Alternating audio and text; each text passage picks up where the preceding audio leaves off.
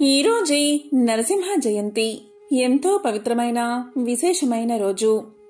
హిందూ పురాణాల ప్రకారం త్రిమూర్తులలో విష్ణువు లోకపాలకుడు. సాధు పరిరక్షణ కొరకు, దుష్ట శిక్షణ కొరకు ఆయన ఎన్నో అవతారాలలో యుగయుగాన అవతరిస్తాడు. అలాంటి అవతారాలలో 21 ముఖ్య అవతారాలను ఏక విశంతి అవతారాలు అని పిలుస్తారు. వాటిలో అతి ముఖ్యమైన 10 అవతారాలను దశావతారాలు అంటారు. ఈ దశావతారాలలో 4వ అవతారం నారసింహ అవతారం. మహాలక్ష్మిని సంబోధించే శ్రీ పదాన్ని చేర్చి శ్రీ నారసింహుడు అని ఈ అవతారమూర్తిని స్మరిస్తారు. మరి ఎంతో పవిత్రమైన విశేషమైన ఈ రోజు ఈ కథను విన్నా, చదివినా, చెప్పినా, వినిపించినా జన్మల పాపాలు తొలగి కోటి జన్మల పుణ్యం వస్తుంది. సకల శుభాలు కలుగుతాయి. మరి ఆ కథ ఏంటో ఇప్పుడు ఈ వీడియోలో తెలుసుకుందాం. జయా విజయులు వైకుంఠంలో ద్వారపాలకులు, విష్ణు సేవా తత్పరులు. ఒకసారి సనక సనందనాది మునులు నారాయణ దర్శనార్థమై వైకుంఠానికి చేరారు. అది తగిన సమయం కాదని ద్వారపాలకులైన జయా విజయులు ఆ ముళ్లను అడ్డగించారు. అందుకు ముళ్ళు కోపగించి విష్ణులోకానికి మీరు దూరమవుతారని శపించారు. అప్పుడు వారు శ్రీ మహావిష్ణువును శరణువేడగా మహర్షుల శాపానికి తిరుగులేదు. కాని మీరు నా భక్తులు కావడం వల్ల మీకు కొంత శాప విమోచనాన్ని కలిగిస్తాను అని శ్రీహరి జయా విజయులకు తెలియచేశాడు. మీరు నా భక్తులుగా 7 జన్మలు కాని, విరోధులుగా 3 జన్మలు కాని భూలోకంలో జన్మించిన తర్వాత మరలా వైకుంఠానికి వస్తారు అని ఉపశమనాన్ని కలిగించారు. అప్పుడు వారు మీకు దూరంగా 7 జన్మలు ఉండలేము స్వామి, విరోధులుగా 3 జన్మలు ఎత్తుతామని పలికారు జయా విజయులు. ఆ జయా విజయులే కృతయుగంలో హిరణ్యాక్ష హిరణ్య కశ్యపులుగాను, త్రేతాయుగంలో రావణ కుంభకర్ణులుగాను, ద్వాపర యుగంలో శిశుపాల దంతభక్తులుగాను జన్మించారు. ప్రతి జన్మలోనూ విష్ణు అవతారం చేత వదులై తరువాత శాప విముక్తిని పొందారు.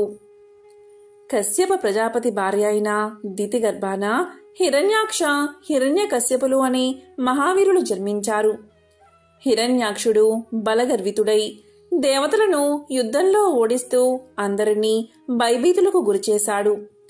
పాతాళాంతర్గత అయిన భూదేవిని శ్రీ వరహమూర్తి అవతారంలో ఉద్ధరిస్తున్న శ్రీ మహావిష్ణువును యుద్ధానికి కవ్వించాడు హిరణ్యాక్షుడు. అప్పుడు జరిగిన భీకరమైన యుద్ధంలో హిరణ్యాక్షుడు మరణించాడు. సోదరుడి మరణానికి చింతిస్తూనే హిరణ్య కశ్యపుడు తల్లిదండ్రులను బంధువులను ఓదార్చాడు. తరువాత అతను రాజ్య పాలనా భారాన్ని మంత్రులకు అప్పగించి తాను మందరగిరికి పోయి ఘోరమైన తపస్సు చేశాడు. అతని తపస్సు ఉగ్రతకు లోకాలు కంపించాయి. అతని శరీరం కేవలం ఎముకల గూడుగా మారింది. దీంతో బ్రహ్మదేవుడు ప్రత్యక్షమై తన కమండల జల ప్రోక్షణతో అతని శరీరాన్ని నవయవ్వనంగా వజ్ర సదృశంగా చేశాడు. దీంతో బ్రహ్మ ఇలా పలికాడు, హిరణ్యకశ్యప, నీ తపస్సుకు మెచ్చుకున్నాను. ఏం వరం కావాలో కోరుకో అన్నాడు. దీంతో హిరణ్యకశ్యపుడు బ్రహ్మదేవుడుకు నమస్కారం చేసి, ఓ విధాత, నాకు మరణం లేకుండా వరాన్ని ప్రసాదించు అని కోరుకున్నాడు. దానికి బ్రహ్మ ఇలా పలికాడు, ఇది అసాధ్యమైన పని. నాకే ఇది సాధ్యం కాదు. యుగయుగానికి నేను మరలా అవతరిస్తూ ఉంటాను. అలాంటిది నేను మరణం లేకుండా వరాన్ని నీకు ఎలా ఇవ్వగలను? వేరేదైనా వరాన్ని కోరుకో, ఇస్తాను అన్నాడు బ్రహ్మ. అప్పుడు హిరణ్యకశ్యపుడు ఇలా వరం కోరుకున్నాడు, ఓ విధాత, నాకు గాలిలో కాని, ఆకాశంలో కాని, భూమిపైన కాని, నీటిలో కాని, అగ్నిలో కాని, రాత్రి కాని, పగలు కాని, దేవ దానవ మనుషులచే కాని, జంతువులచే కాని, ఆయుధాలచే కాని, ఇంట కాని బయట కాని మరణం ఉండకూడదు అని కోరుకున్నాడు అతను. అప్పుడు బ్రహ్మ అలాగే అని వరాన్ని ప్రసాదించాడు. ఇక వరబల గర్వంతో హిరణ్యకశ్యపుడు విజృంభించాడు. దేవతలను జయించాడు. ఇంద్ర సింహాసనాన్ని ఆక్రమించాడు. పంచభూతాలను నిర్బంధించాడు. తపస్సులను భంగపరచాడు. సాధువులను హింసించసాగాడు. దీంతో దేవతలు విష్ణువుతో తమ బాధను మొరపెట్టుకున్నారు. అప్పుడు విష్ణుమూర్తి ఇలా పలికాడు: కన్న కొడుకునకు ఆపన్నత తలపెట్టినవాడు హిరణ్యకశిపుని పట్టి వధింతును, మీకు భద్రం కలుగుతుంది అని దేవతలకు అభయాన్ని ఇచ్చాడు విష్ణువు. హిరణ్యకశిపుడు తపస్సు చేసుకునే కాలంలో దేవతలు అదును చూసుకుని హిరణ్యకశిపుడి రాజ్యంపై దండెత్తి క్రూరంగా కొల్లగొట్టారు. గర్భవతి అయిన రాక్షసరాజు భార్యను ఇంద్రుడు చెరపట్టగా నారదుడు ఇంద్రుణ్ణి మందలించి ఆమెను రక్షించి తన ఆశ్రమానికి తీసుకుని పోయాడు. హిరణ్యకశ్యపుడి భార్య అయిన లీలావతికి భాగవత కథలను బోధించాడు నారదుడు. ఆ బోధనను గర్భస్థుడైన ప్రహ్లాదుడు గ్రహించాడు. రాజ్యానికి తిరిగి వచ్చిన హిరణ్యకశ్యపుడుకు నారదుడు అతని ధర్మపత్నిని అప్పగించాడు. హిరణ్యకశ్యపునికి 4 కుమారులు. వారిలో ప్రహ్లాదుడు పరమ భక్తాగ్రేసరుడు. చక్కని రూపం, విద్యాగంధం, కావలసినంత సంపద ఉన్నాయి. దానికి తోడు రాచబిడ్డ అయిన ఈశన్ మాత్రం గర్వం లేదు.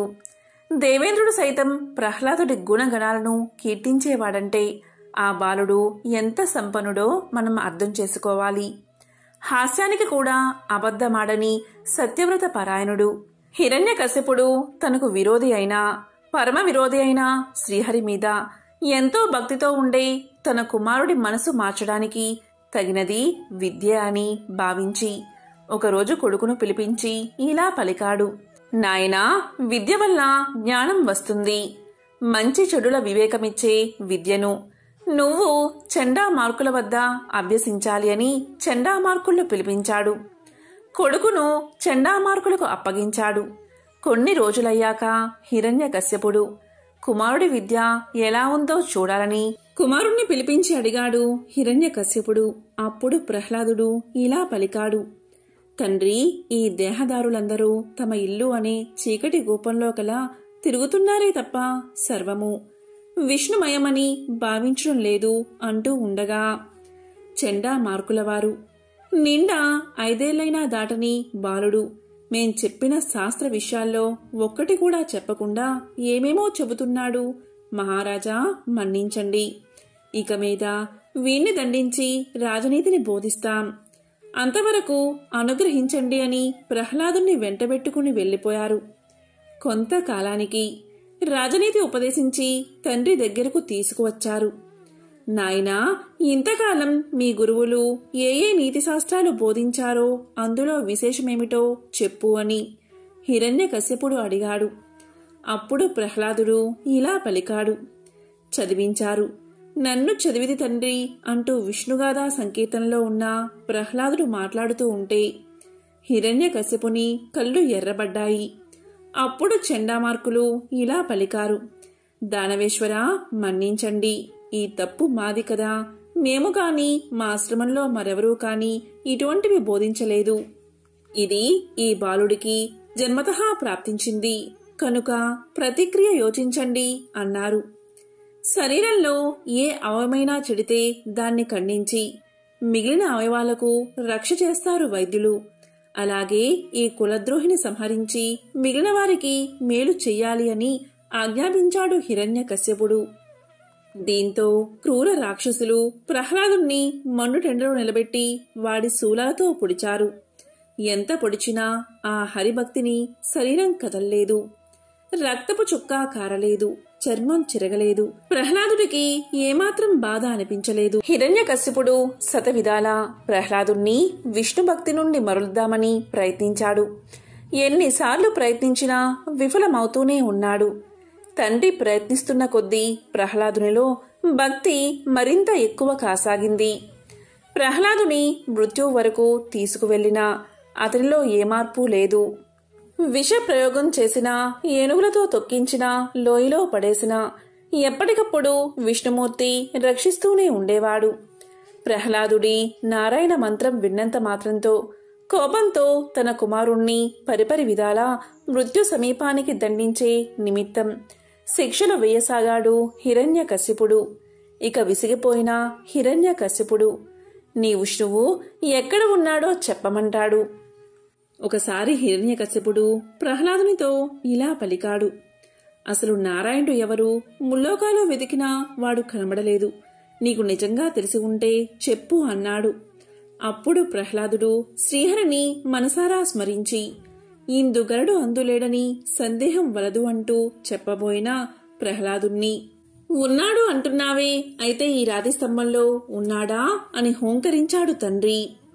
అప్పుడు ప్రహ్లాదుడు ఇలా పలికాడు, ఓ తండ్రి, సర్వ జగత్తు నిండి ఉన్నాడు మహావిష్ణువు అని చెప్పగానే కోపంతో హిరణ్యకశిపుడు, నేనంటే సకల భూతాలు భయపడతాయి. దిక్పాలకులు నా సేవకులు, ఇక నీకు దిక్కెవరు, బలమెవరు అని గద్దించాడు. దానికి ప్రహ్లాదుడు, అందరికీ ఎవరు బలమో అందరికీ ఎవరు దిక్కో ఆ విభుడే నాకు దిక్కన్నాడు ప్రహ్లాదుడు.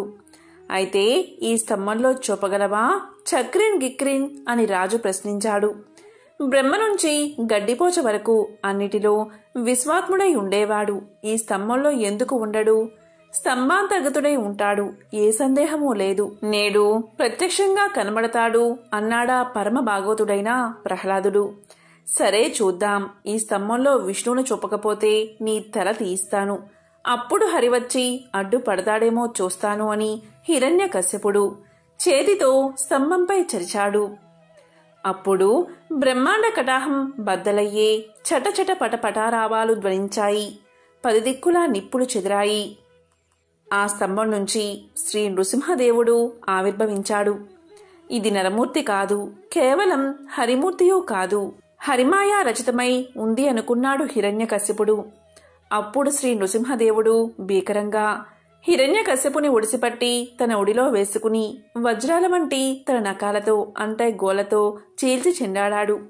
ఇలా శ్రీహరి మనిషి జంతువు కాక నారసింహుని రూపంలో పగలు కాని రాత్రి కాని సంధ్యాకాలంలో ప్రాణం ఉన్నవి లేనివి అని చెప్పలేని గోళ్లతో ఇంటా బయట కాక గుమ్మంలో భూమిపైన ఆకాశంలో కాక తన తొడపైన హిరణ్యకశిపుని సంహరించాడు.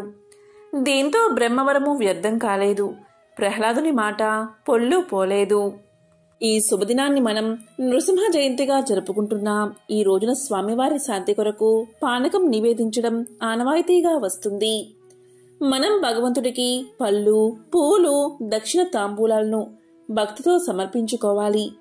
మనం ఎంత సమర్పించాము, ఏమి సమర్పించాము అనే లౌకికమైన భావనల కంటే ముఖ్యమైనది మన హృదయాంజలి. ఈరోజు ఓం నమో నృసింహదేవాయ నమః, ఓం నమో నృసింహదేవాయ నమః అనే మంత్రాన్ని పఠిస్తే ఆ నరసింహస్వామి యొక్క సంపూర్ణ అనుగ్రహం మనకి దక్కుతుంది. నరసింహస్వామి యొక్క ముఖం భీకరంగా కనిపిస్తుంది. రక్తరంజితమైన వజ్ర నకాలు సంధ్యాకాలపు ఎర్రదనాన్ని సంతరించుకున్నాయి. ప్రేగులను కంఠమాలికలుగా వేసుకున్నాడు స్వామి. జూరు నుంచి రక్తం కారుతుంది. ఆయన నిట్టూర్పులు పెనుగాలుల్లా ఉన్నాయి. దేవతలు ఆయనపై పుష్ప వర్షాన్ని కురిపించారు. సకల దేవతలు ఆయన్ని స్తుతించి ప్రణతులు అర్పించారు. మహాభాగవతుడైన ప్రహ్లాదుడు ఉగ్రమూర్తిగా దర్శనమిచ్చిన స్వామికి అంజలి ఘటించి సాష్టాంగ ప్రమాణం చేశాడు. శ్రీ నరసింహస్వామి తన అభయమంగళ దివ్య హస్తాన్ని ప్రహ్లాదుని తలపై ఉంచి దీవించాడు. ప్రహ్లాదుడు పరవశించి పలు విధాలా స్తుతించాడు. ప్రసన్నుడైన స్వామి ఏమైనా వరాన్ని కోరుకోమన్నాడు. అప్పుడు ప్రహ్లాదుడు ఇలా పలికాడు, స్వామి, నా తండ్రి చేసిన భగవద్ అపరాధాన్ని మన్నించు అని కోరాడు. దానికి స్వామి, నాయనా, నిన్ను కొడుకుగా పొందినప్పుడే నీ తండ్రితో 21 తరాలు అంటే తల్లివైపు 7 తరాలు, తండ్రివైపు 7 తరాలు, ప్రహ్లాదుని తర్వాతి 7 తరాలు పావనం అయిపోయాయి. నా స్మర్శతో నీ తండ్రి పునీతుడు అయ్యాడు. నీ తండ్రికి ఉత్తర క్రియలు చేసి రాజువు కా, నా యందు మనసు నిలిపి విజ్ఞాన ఉపదేశాన్ని పొందుతూ పాలన చెయ్యి అని ఆశీర్వదించాడు స్వామి. శంకరుడు బ్రహ్మాది దేవతలు శ్రీ నరసింహుణ్ణి స్తుతించారు. దేవదేవా, నీ నృసింహ అవతారాన్ని నిష్ఠతో ధ్యానించే వారికి యముని గురించిన భయం ఉండదు అన్నాడు బ్రహ్మ. శ్రీ లక్ష్మీ సమేతుడై స్వామి వైకుంఠానికి చేరుకున్నాడు. బ్రహ్మాది దేవతలు ప్రహ్లాదుని పూజలందుకుని తమ లోకాలకు చేరుకున్నారు. శ్రీ లక్ష్మీ నరసింహ పురాణంలోని పుండరీక చరిత్రను తెలిపే ఈ కథను విన్నా చదివినా విశేష పుణ్యం కలుగుతుంది. మరి ఆ కథ ఏంటో ఇప్పుడు ఈ వీడియోలో తెలుసుకుందాం. పూర్వం ఒకసారి భరద్వాజ మునీంద్రుడు ఇలా అడిగాడు, ఓ సూత మహర్షి, మానవ జన్మ పరమార్థాన్ని తెలుసుకోవాలి అంటే ఏం చెయ్యాలి? సంసార బంధం నుండి విముక్తిని కలిగించే దివ్య సాధనం ఏమిటి అని అడిగాడు. దానికి సూతుడు ఇలా చెప్పడం మొదలుపెట్టాడు. భరద్వాజ మునీంద్ర, కలియుగంలో మానవులు ముక్తిని పొందాలి అంటే ఏం చెయ్యాలో వివరించే ప్రాచీన ఇతిహాసాలను నీకు చెప్తాను. శ్రద్ధగా విను అంటూ ఇలా చెప్పడం మొదలుపెట్టాడు. పూర్వం పుండరీకుడు అనే పేరుగల ఒక బ్రాహ్మణుడు ఉండేవాడు. అతను బుద్ధిమంతుడు, విద్యావంతుడు. అతనికి ఉపనయనం అయిన తర్వాత యథావిధిగా బ్రహ్మచర్యం పాటిస్తూ సమర్థులైన ఉపాధ్యాయుల దగ్గర వేద శాస్త్ర అధ్యయనం చేశాడు. పుండరీకుడు చక్కటి తెలివితేటలు ఉన్నవాడు. కొంతకాలంలోనే వేదాధ్యయనం శాస్త్ర పాఠం ముగించుకుని విద్యావంతుడై ఇంటికి వచ్చాడు. ఇక తల్లిదండ్రులు విద్యావంతుడు యుక్త వయస్సుడు అవడం వల్ల పుండరీకుడికి వివాహం చెయ్యాలి అని తలచి ఆ విషయమై పుండరీకుణ్ణి అడిగారు. దానికి పుండరీకుడు తన సమ్మతిని తెలియచేశాడు. పుండరీకుడికి సుచరిత అనే ఆమెతో వివాహం జరిగింది. ఆ దంపతులిద్దరూ పాండురంగడి భక్తులు. పాండురంగ విఠలుని దర్శించుకోవడం కోసం ఒకప్పుడు ఆ ఊళ్ళో ఉన్న భక్తులంతా గుంపులు గుంపులుగా కూడి భజనలు చేస్తూ పుండరీపురానికి బయలుదేరారు. సుచరిత ఇది చూసి భర్తతో, ఏమండి, మనం కూడా పుండరీపురం వెళ్దామా అని అడిగింది. అప్పుడు పుండరీకుడు ఇలా సమాధానం చెప్పాడు. ఇంట్లో శతవృద్ధులై అన్నిటికీ మనపైనే ఆధారపడి ఉన్న తల్లిదండ్రుల్ని వదిలి మనం ఎక్కడికి వెళ్తాం? మనకి ఎలా వీలవుతుంది? మనకి ఇల్లే పుండరీపురం. ఆ పాండురంగ విఠలుణ్ణి మనసులోనే ధ్యానించుకుంటూ ఈ ముసలి దంపతులకు సేవ చేయడం కన్నా మనకి మరొక ఆలోచన ఉండకూడదు అన్నాడు పుండరీకుడు. మనసులో గట్టిగా ఆ భక్తులతో పాటు వెళ్ళాలి అని ఉన్న సుచరిత పైకి ఏమీ అనక ఊరుకుంది. తక్కిన భక్తులంతా అనుకున్న ప్రకారం బయలుదేరి పుండరీపురం వెళ్లిపోయారు. ఆ వెళ్లిన భక్తులకు కూడా ఇళ్లల్లో ముసలి తల్లిదండ్రులో లేక రోగిష్టి భర్తలో భార్యలో పిల్లలో లేకపోలేదు. కాని వాళ్ళు పుండరీకుడి మళ్ళే మనం వెళితే వీళ్ల గతేమి కాను అని ఆలోచించకుండా ఎవళ్ళ కర్మ వాళ్ళది, వీళ్ల కోసం మనం పుండరీపురం వెళ్లడం మానుకుంటామా అని నిశ్చింతగా చక్కాపోయారు. పుండరీకుడు మటుకు తాను పుండరీపురం వెళ్లలేకపోయినందుకు కొంచెమైనా బాధపడలేదు. ప్రతిరోజు పొద్దున్నే లేచి తల్లిదండ్రులకి సేవ చేసేవాడు. పాపం వాళ్ళు కూర్చుంటే లేవలేని ముసలి వాళ్ళు. వాళ్ళకి వెచ్చటి నూనె ఉల్లంతా రాసి నలుగు పెట్టి గోరువెచ్చని నీటితో స్నానం చేయించేవాడు. తెల్లటి మెత్తటి శుభ్రమైన తువ్వాలతో తుడిచి తేలిక బట్టలు కట్టించేవాడు. చెయ్యి ఊత ఇచ్చి లోపలికి తీసుకువచ్చి దేవతార్చన పీఠానికి ఎదురుగా పీటల మీద కూర్చోబెట్టి తండ్రికి సంధ్య వార్చుకునే నిమిత్తం జారీ తెచ్చి ఇచ్చేవాడు. తండ్రి చాలా గొప్ప పండితుడు, భక్తుడు, కర్మిష్ఠిని. అయితేనే ముసలితనం వల్ల జ్ఞాపక శక్తి తగ్గిపోయి దేవతార్చన చేసుకునేటప్పుడు మధ్య మధ్య మంత్రాలు కూడా మరిచిపోయేవాడు. అందుకు పూజ అయ్యేదాకా పుండరీకుడు అతని దగ్గరే కూర్చుని తండ్రి మరిచిపోయి తడబడుతున్న మంత్రాలు జ్ఞాపకం చేస్తూ ఉండేవాడు. ముసలితనం వల్ల ఆ తండ్రికి చూపు సరిగ్గా ఆనేది కాదు. దేవతార్చనా సమయంలో గంధం, అక్షింతలు, యజ్ఞోపవీతం, పువ్వులు మొదలైన పూజా వస్తువుల కోసం ఆ వృద్ధుడు తడుముకుంటూ ఉంటే పుండరీకుడు వాటిని తీసి అందిస్తూ ఉండేవాడు. అదే సమయంలో తాను కూడా పాండురంగ విఠలుడికి పూజ చేసి తులసి తీర్థాన్ని తల్లికి తండ్రికి ఇచ్చేవాడు పుండరీకుడు. పంచభక్ష పరమాణాలు చేయించి భగవంతుడికి నైవేద్యం పెట్టి తల్లిదండ్రులకు వడ్డించి ఆ తర్వాత తాను తినేవాడు. ఆ ముసలి వాళ్లకి సహజంగా వృద్ధాప్యం వల్ల అస్తమానం చిరాకు, కోపం వచ్చేది. తాను కూడా వాళ్లతో పాటు చిరాకు పడక పుండరీకుడు వాళ్ళని చిన్న బిడ్డల్ని లాలించినట్లు లాలించేవాడు. వాళ్ళు ఏది కావాలంటే అది ఎంత అసాధ్యమైనా తెచ్చి ఇచ్చేవాడు. పుండరీకుడు ఈ విధంగా తల్లిదండ్రులకు సేవ చేస్తూ ఉండిపోగా భక్తులంతా జయ పాండురంగ విఠలే అని భజన చేస్తూ పుండరీపురం చేరుకున్నారు. వాళ్ళు ఆలయంలో ప్రవేశించేసరికి పాండురంగడు గుడిలో లేడు. ఆ పీఠం ఖాళీగా కనబడింది. స్వామి ఏడి, స్వామి ఏడి అంటూ భక్తులంతా కలవరపడ్డారు. స్వామి తిరిగి వస్తాడేమో అని వాళ్ళు అక్కడే చాలాసేపు కనిపెట్టుకుని కూర్చున్నారు. ఆ రోజల్లా స్వామి తిరిగి రాకపోయేసరికి వాళ్ళు చక్కాపోయి మళ్లీ మర్నాడు వచ్చి చూశారు. అప్పటికి స్వామి రాలేదు. అలా ఎన్ని రోజులో పండరిపురంలో కనిపెట్టుకుని ఉన్నా స్వామి రాలేదు. భక్తులకు ఇదంతా ఏమీ అర్థం కాలేదు. ఆఖరికి ప్రాణం విసిగి భక్తులంతా తిరిగి పుండరీకుడు ఉన్న తమ గ్రామానికి చేరుకున్నారు. పాండురంగ స్వామి దేవేరితో సహా గుడి వదిలి పుండరీకుడు ఉన్న ఊరికి వచ్చేయడమే ఆయన గుళ్ళో లేకపోవడానికి కారణం. వృద్ధులైన తల్లిదండ్రులకు పరిచర్య చేస్తూ ఉన్న తన్ను చూడడానికి ఆ మహాభక్తుడైన పుండరీకుడు తన వద్దకు రాలేకపోయాడు కదా అని పాండురంగడే అతని వద్దకు వెళ్ళాడు. కాని ఈ దేవరహస్యం సామాన్య జనానికి ఏం తెలుస్తుంది? స్వామి వచ్చి పుండరీకుని ఇంటి వాకిట నిలబడే వేళకి పుండరీకుడు తన తల్లిదండ్రులకు భక్తి శ్రద్ధలతో నీళ్లు పోస్తున్నాడు. పుండరీక భక్తాగ్రేసరా, నువ్వు పుండరీపురం రాలేకపోయావని తెలిసి మేమే నీ వద్దకు వచ్చామయ్యా అని స్వామి పుండరీకుణ్ణి పిలిచాడు. స్వామి, ఇదిగో వచ్చేస్తున్నా, ఒక్క క్షణం ఆగండి. మా తండ్రికి నీళ్లు పొయ్యడం అయ్యింది. వెంటనే తుడవకపోతే వృద్ధుడికి జలుబు చేస్తుంది. తుడిచేసి లోపలకు తీసుకొచ్చి కూర్చోబెట్టి నీ దర్శనానికి వస్తా అన్నాడు పుండరీకుడు. ఆ మాటలు విన్న సుచరిత ఆశ్చర్యపోయింది. భగవంతుడు దేవేరితో సహా వచ్చి వాకిట నిలబడితే ఎదురు రాక వస్తా, అలాగే నిలబడి ఉండు అనవచ్చా?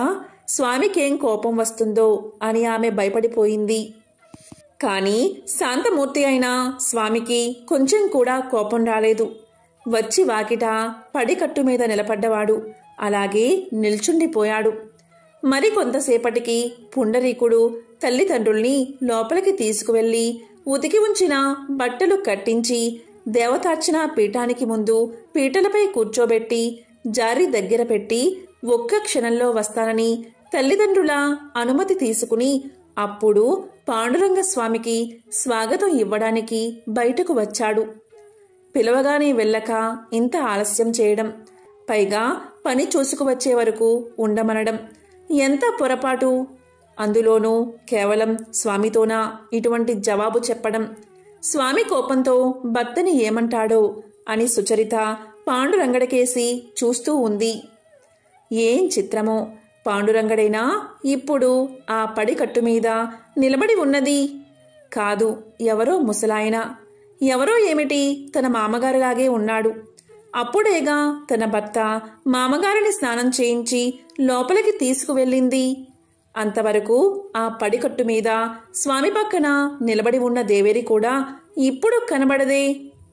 ఆమె స్థానంలో తన అత్తగారికి మళ్ళీ ఉన్న ముసలామె ఎవరో నిలబడి ఉంది. సుచరితకు ఒక్క క్షణంలో ఇదంతా అర్థమైపోయింది. తల్లిదండ్రులకు పరిచర్య చేయడమే పరమధర్మంగా భావించి తన భర్త పుండరీపురం వెళ్ళలేదు.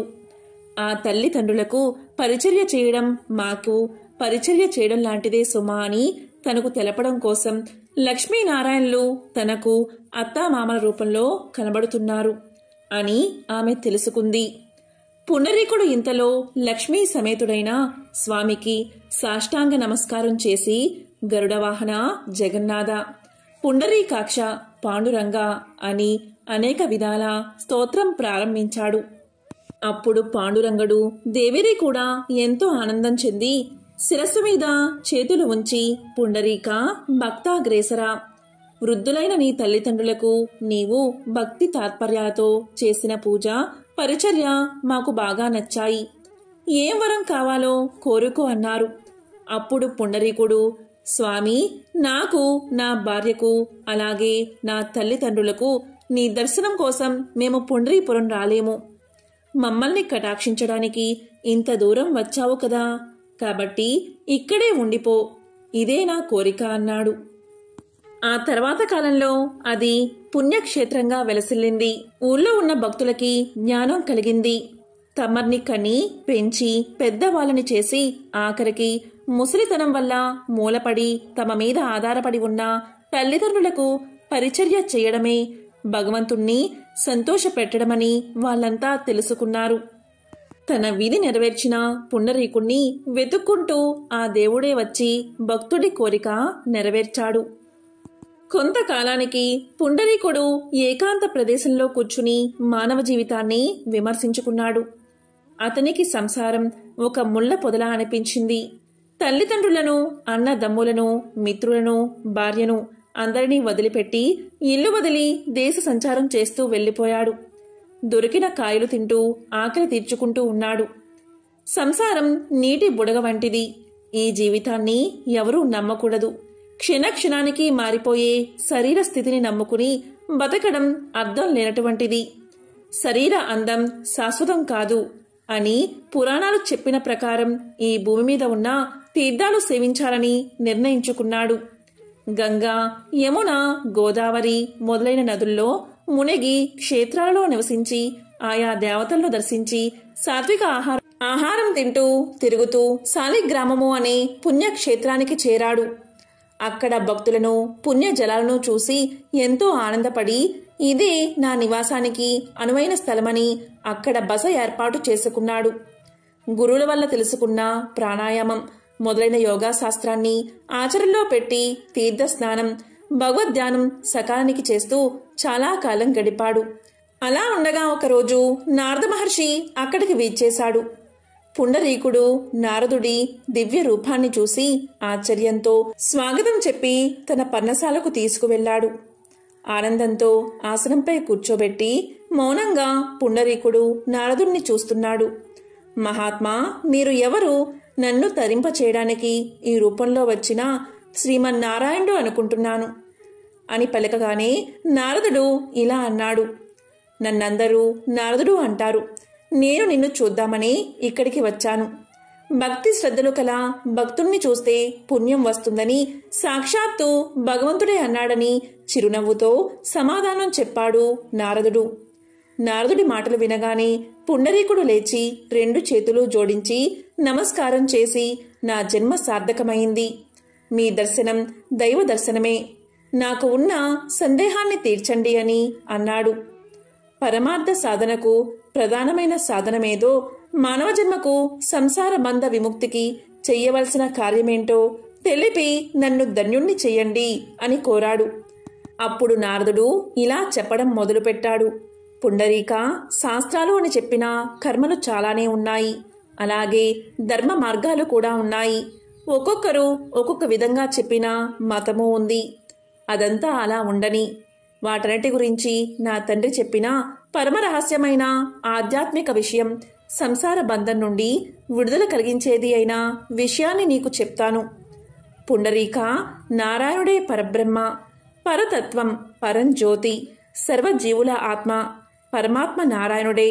ఈ జగత్తు లోపల పైన వ్యాపించి ఉన్నది నారాయణుడే. ఓం నమో నారాయణాయ అనే మంత్రాన్ని మనసులో నిత్యం ధ్యానం చేస్తూ జపిస్తే చాలు. అదే పరమజ్ఞానం.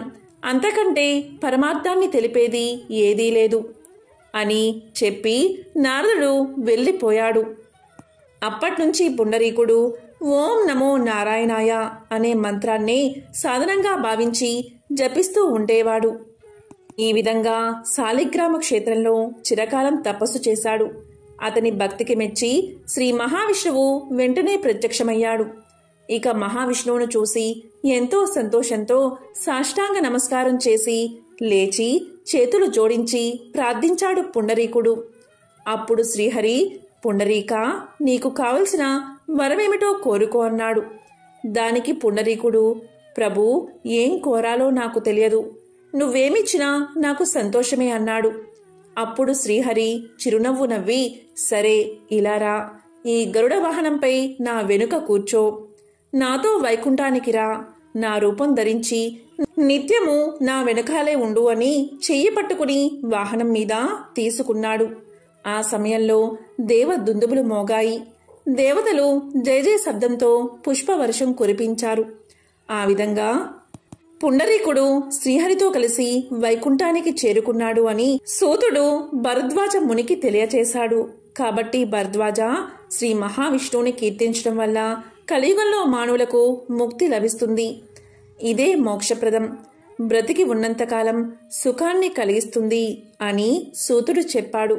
ఇది విన్న భరద్వాజ మహాముని ఎంతో సంతోషంతో, సూత మహర్షి, ఎంతో పరమార్థాన్ని నాకు వివరించావు, నేను ధన్యుణ్ణి అయ్యాను అని ఎంతో సంతోషించాడు.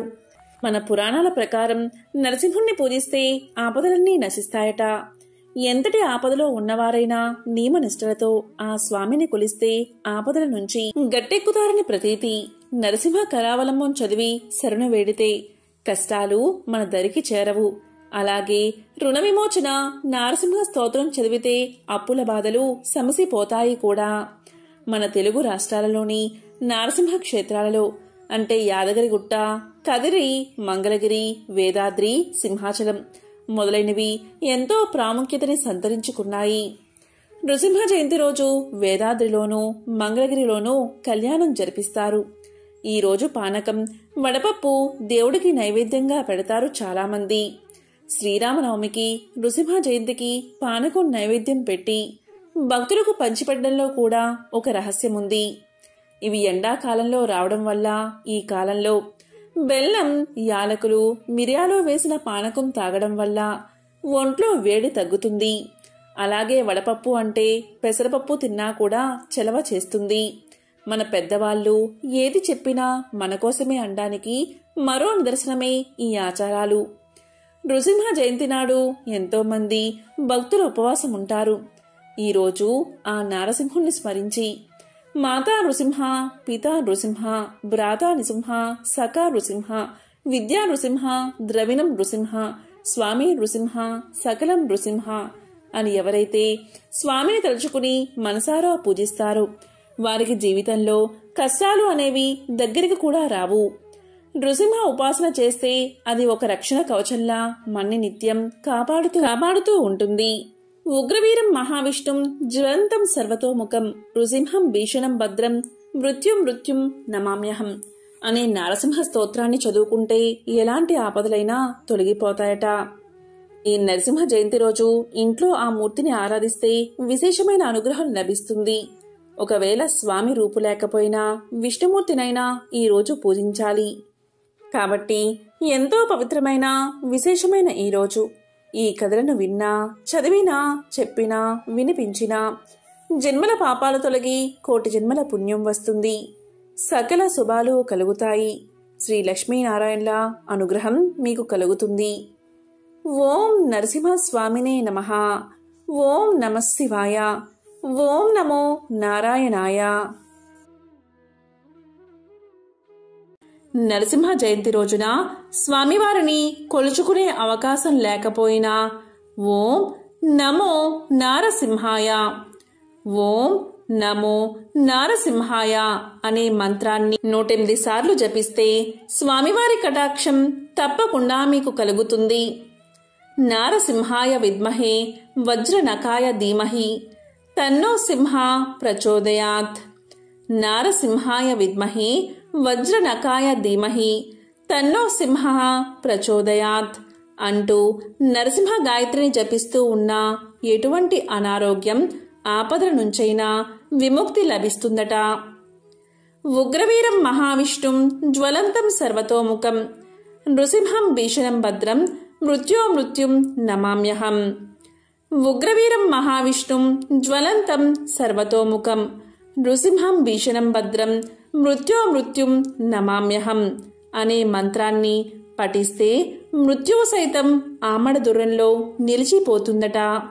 మరి ఎంతో విశిష్టమైన పవిత్రమైన ఈ నరసింహ జయంతి రోజు ఈ కథను విని ఈ మంత్రాలను పఠించి ఆ లక్ష్మీ నరసింహస్వామి యొక్క అనుగ్రహాన్ని తప్పకుండా పొందండి. ఓం నరసింహస్వామినే నమః.